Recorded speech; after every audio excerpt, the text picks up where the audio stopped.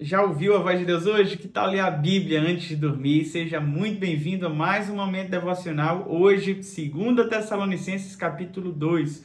O apóstolo Paulo está respondendo à inquietação daquela igreja que achava que tinha sido abandonada por Jesus, que Cristo tinha voltado e eles tinham ficado. Neste capítulo 2, o apóstolo Paulo vai responder esta pergunta e apresentar um sinal muito importante a respeito da segunda vinda de Cristo, que é a manifestação do anticristo, narrado aqui num cenário de apostasia com dois nomes, o homem do pecado e o filho da perdição. Você é nosso convidado para meditar nesse texto e encher o teu coração de esperança na vinda do Senhor. Vamos pegar a nossa Bíblia e ler 2 Tessalonicenses capítulo 2, a partir do versículo 1. Irmãos, quanto à vinda de nosso Senhor Jesus Cristo e a nossa reunião com Ele, rogamos a vocês que não se deixem abalar nem alarmar tão facilmente, quer por profecias, quer por palavra, quer por carta, supostamente vinda de nós, como se o dia do Senhor já estivesse chegado. Não deixem que ninguém os engane de modo algum. Antes aquele dia virá a apostasia e então será revelado o homem do pecado, o filho da perdição. Meus irmãos, o apóstolo Paulo, mais uma vez, tenta acalmar o coração dessa igreja e ele tenta sanar todas as dificuldades. Ele diz, olha, quer tenha sido uma carta supostamente escrita por mim, quer tenha sido por palavra, não importa o que tenha chegado até vocês, está errado a forma como vocês estão crendo. Cristo Jesus não voltou e vocês não devem se deixar ser enganados por nenhuma dessas falas. E ele deixa claro, então, um sinal que haverá de acontecer. Apostasia é o primeiro sinal narrado por ele. E o que é apostasia? Não é apenas um abandono da fé, mas é uma guinada de 180 graus.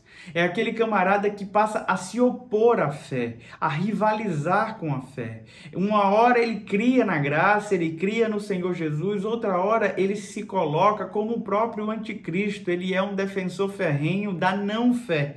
E diante desse cenário de apostasia, que é marcado por dureza de coração, de frieza do amor, de maus tratos um com o outro, de uma anomia completa, a lei é jogada para o espaço, nada de ética, nada de moral, esta apostasia vai tomando conta e desta forma vai se revelando então o homem do pecado, o filho da perdição.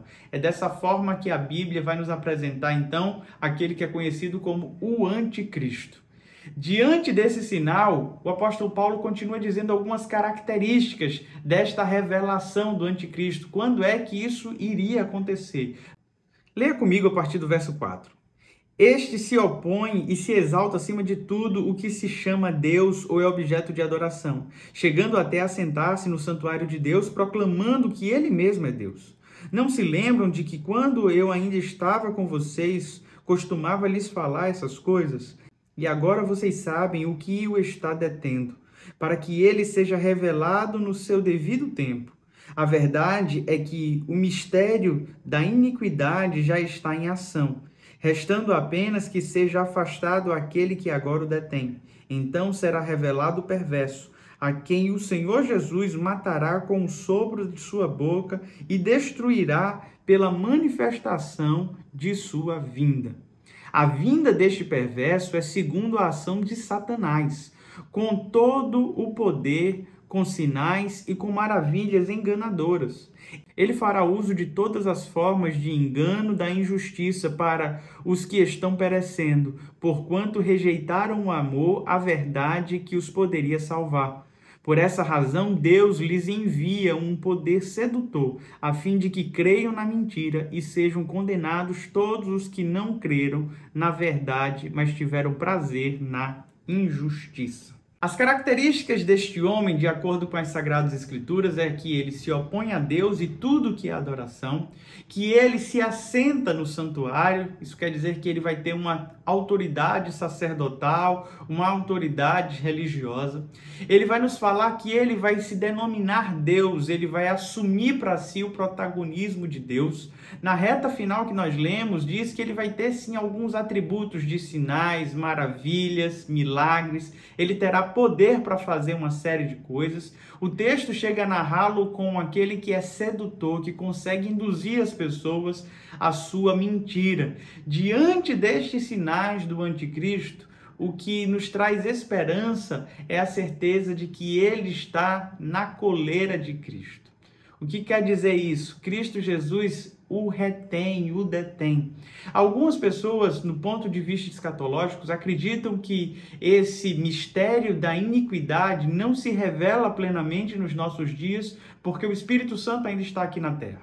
Alguns acreditam, principalmente aqueles que são pré-milenistas, que vai chegar o dia onde a igreja de Cristo subirá aos céus e o Espírito Santo sairá então desta labuta onde ele convence o homem do pecado, da justiça e do juízo. Então, diante da ausência do Espírito Santo, este homem, que é o filho da iniquidade, que é narrado aqui como o homem do pecado, irá se manifestar. Então, acredita-se que ele já está no mundo, como diz o apóstolo Paulo, sempre vai existir a presença de um anticristo no mundo, porém, ele só vai se revelar plenamente na ausência do próprio Deus. E o texto vai nos falar que uma vez que ele se revele, ele se revelará para ser morto pelo próprio Deus, de acordo com o sopro da sua boca. O texto está deixando de forma muito clara para os irmãos não temerem o anticristo, aquele que se coloca desta forma, pois ele está preso nas mãos do Senhor, que tem todo o controle sobre todas as coisas. Deus é soberano.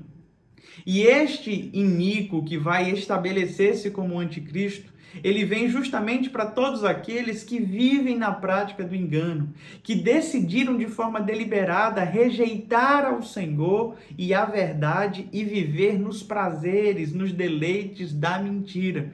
Todos aqueles que se entregaram de forma profana a esta prática, Deus libera então este anticristo para dominá-los, para que então sejam condenados.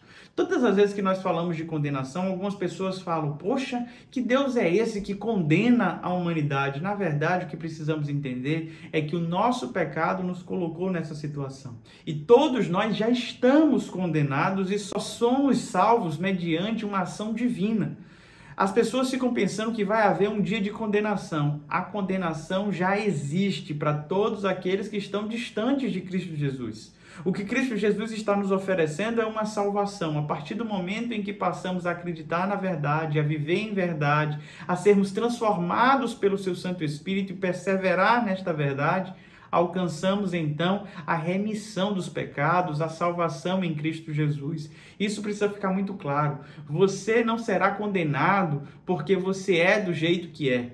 Você será condenado a partir do momento em que você não quer se tornar a semelhança do seu Criador, a partir do momento em que você não quer seguir o propósito para o qual você foi feito. Se eu e você queremos ficar alienados nos deleites da carne e dizermos não a Cristo Jesus, a tudo aquilo que é santo e puro, se queremos viver um cenário de apostasia, a condenação já está estabelecida. Você nem precisa aguardar aquele dia para ter certeza disso. A certeza já está estabelecida. Agora, se você quer ter uma certeza de salvação, basta que você abra o seu coração para Cristo Jesus, creia nele, arrependendo-se de seus pecados e vivendo uma vida santa.